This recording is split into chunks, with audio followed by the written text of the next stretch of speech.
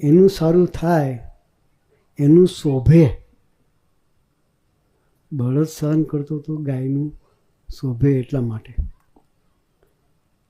આપણે સરળ રહેવું છે, આપણા પ્રાતિ સંતનું શોભે એના માટે.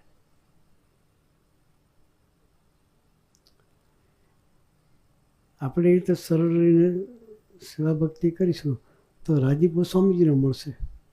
કોનો? સ્વામીજી.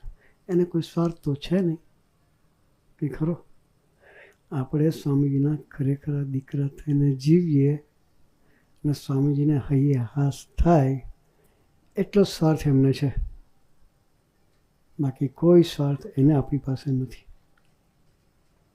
આવા સંત આટલો બધો ભીડો બેઠી અહીં આપણી પાસે આવતા હોય તો આપણે એમને રાજી કરી લેવા છે. એ રાજી થશે તો સ્વામીજી રાજી થશે. આપણું ધ્યેય છે બસ એક, તું રાજી થા. કયું ધ્યેય છે? બસ એક ધ્યેયને આપણે વળગી રહેવું છે.